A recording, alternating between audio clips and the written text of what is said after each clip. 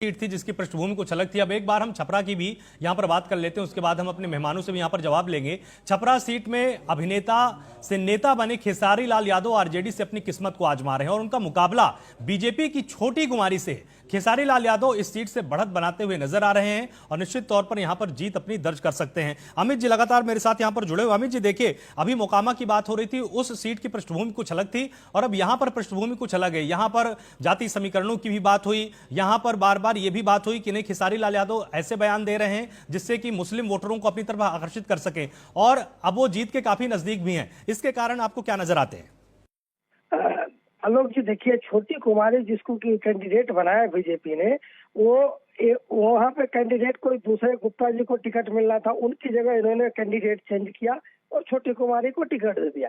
छोटी कुमारी को टिकट देने के बाद अचानक से देखिए वहाँ जनसुराय से गिरी भी है, वो भी जाने माने पटना के अधिवक्ता है, तो अपर कास्ट का जो वोट है वो वोट उनकी तरफ चला गया और कुछ ईबीसी का भी वोट चला गया। देखिए वहाँ पे बनिया के वोट अच्छे हैं, यादव के वोट अच्छे हैं। खेसारी लाल यादव को तेजस्वी यादव ने आखिरी टाइम में पार्टी में शामिल कराकर उनको टिकट दिया और खेसारी लाल यादव जिस तरीके से वहाँ चुनाव लड़ने गए, ये वही सीट नहीं उसके आसपास की भी सीटों पर इम्पैक्ट पड़ा और खेसारी लाल वहाँ पे एक अच्छा परफॉर्मर साबित हुए।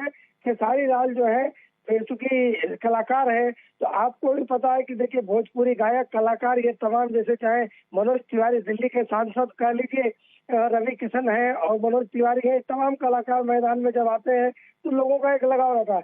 लेकिन खेसारी के साथ एक जमीनी लगाव भी वहाँ के लोगों ने महसूस किया, क्योंकि खेसारी लाल यादव जो है बिना किसी नेतागिरी के अपने क्षेत्र में हमेशा लोगों के कभी किसी का काम आए हैं। कभी किसी का शादी करवाना हो तो उसमें खर्च करना हो, किसी को इलाज में मदद करना हो, तो उनका एक सोशल वर्किंग रहा है।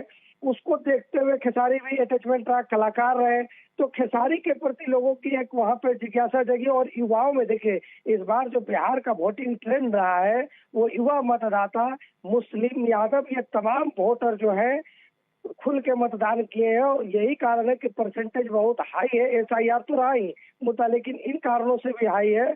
और जब कभी भी युवा मैदान में होता है, सामने चुनाव लड़ने वाला, तो उसको सपोर्ट करने वाले युवा होते हैं। क्योंकि बिहार वगैरह में भोजपुरी एक्टर्स की बड़ी डिमांड होती है आलोक जी, तो वहाँ पे हम समझते हैं कि खेसारी लाल को एज अच्छा खासा है और खेसारी लाल ये सीट निकाल लेंगे।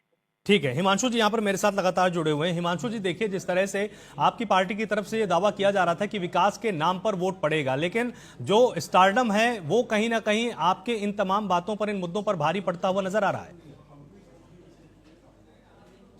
ये सभी को नमस्कार। देखिए, ऐसा नहीं है, विकास के मुद्दे पे ही हमारी पार्टी गई थी। हमने जो 20 सालों में जो काम किया बिहार की जनता के लिए एनडीए सरकार के अंतर्गत, उसी के मुद्दे को लेके हम लोग गए थे। साथ में जो रही कसर जो थी, आप देखिएगा महागठबंधन के जो समर्थक थे, उन्होंने जिस प्रकार से दूसरे समुदाय को धमकाने का काम किया सोशल मीडिया के माध्यम से वीडियो बना के, ये भी हमारे पक्ष में गया। इससे जंगल राज की झलक लोगों को दिखाई दी। तो बिल्कुल हमारे पक्ष में है पूरा सारा चीज और निश्चित रूप से 14 तारीख को आपको देखने को मिलेगा। ठीक है, सैयद मसीह भी यहाँ पर मेरे साथ जुड़े हुए हैं। बिल्कुल ठीक है, मैं आपके पास आ रहा हूँ, क्योंकि एक छोटा सा सवाल मसीह जी आपसे भी है। जिस तरह से हिमांशु जी से मैंने पूछा, जब बात कैंपेन की होती थी तो आपकी पार्टी की तरफ से दावा किया जाता था कि भाई इस बार जनता मुद्दों के आधार पर ही मतदान करेगी, लेकिन अगर हम मोकामा की बात करें तो वहां पर बाहुबल काम आया, वहां पर जो प्रतिष्ठा है, जाति समीकरण है, वो कहीं ना कहीं आगे बढ़ते हुए, जीतते हुए नजर आ रहे हैं। और अगर हम बात करते हैं छपरा सीट की, तो वहां पर खेसारी लाल यादव का जो स्टारडम है वो जीतता हुआ नजर आ रहा है। क्या कहेंगे आप? शुक्ला जी, मैं सबसे पहली बात तो ये बता दूं कि पूरे चुनाव के क्रम में हम ही थे।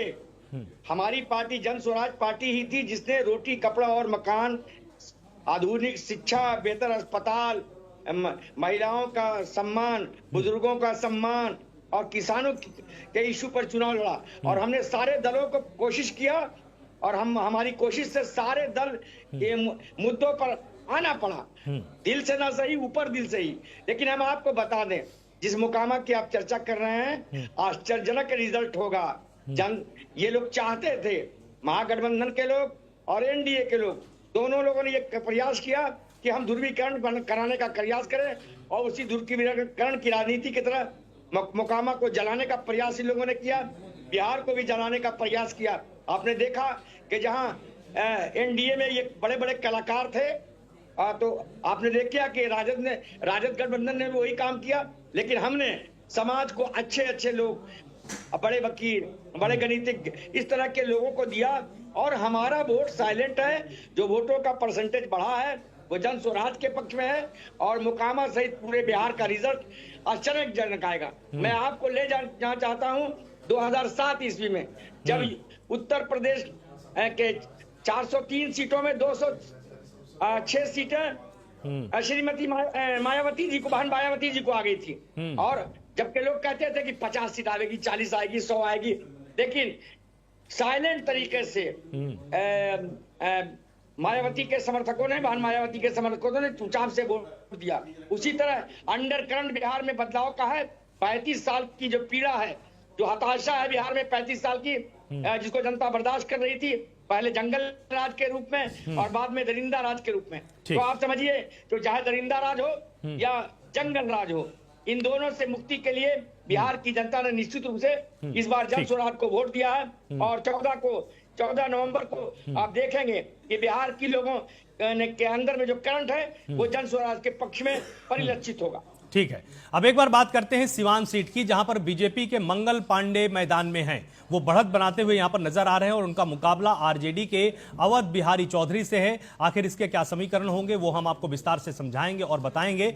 और एक बार बात यहां पर तारापुर सीट की भी कर लेते हैं, जो कि मुंगेर जिले में आती है। यहां से बिहार के डिप्टी सीएम सम्राट चौधरी अपनी किस्मत को आजमा रहे हैं। उनके सामने आरजेडी के अरुण कुमार चुनौती दे रहे हैं। इस सीट से सम्राट चौधरी को बढ़त मिलती हुई नजर आ रही है। अब इन दोनों सीटों के बारे में विस्तार से समझने के लिए सर्वे एक्सपर्ट अमित जी यहां पर मेरे साथ हैं। अमित जी, देखिए, दोनों ही कद्दावर नेता हैं और काफी ज्यादा इनकी साख बिहार में दांव पर लगी हुई है। क्या कुछ समीकरण आपको बनते हुए इसमें नजर आ रहे हैं और क्या वास्तव में अपनी प्रतिष्ठा को बचाने में दोनों नेता कामयाब रहेंगे? आलोक जी, मंगल पांडे जी फंस गए हैं। सिवान से चुनाव लड़के उन्होंने गलती कर दी है। उनको बहुत माइनर एज है, बहुत माइनर, मतलब आप कह सकते हैं कि 50-50 की एज में फंसे हुए हैं, वो सीट फंसी हुई है।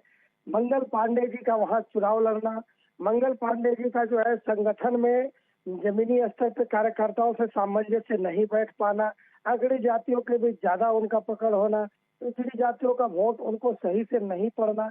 अवध बिहारी चौधरी भी बहुत कद्दावर नेता है आरजेडी के, और उनके खिलाफ उन्होंने वहां लड़ के गलती करी। देखिए, सिवान का जो बेल्ट है वो शाहपुद्दीन का इलाका में है और वहां पे मुस्लिम अच्छे खासी तादाद में है, यादव भी है, और मुस्लिम का वोट कंसोलिडेट होकर के मिलता है आरजेडी को वहां पे। एक तो ये कारण रहा। दूसरा कारण रहा कि बीजेपी के कार्यकर्ताओं में जमीनी स्तर पर नाराजगी रही। देखिए, इस बार जो है बीजेपी से जेडीयू बेहतर परफॉर्मेंस कर रही है। इसका सिर्फ एक कारण है कि जमीनी स्तर पर संगठन जो है वो आरजेडी और जेडीयू का बहुत मजबूत है। बीजेपी का संगठन में निरस्ता थी। बीजेपी के संगठन के लोग जो है निराश थे, और वो निराश इस वजह से थे कि वो जिता के भेज देते हैं, काम होता नहीं है उनका। तो जो मंगल पांडे तरीके ने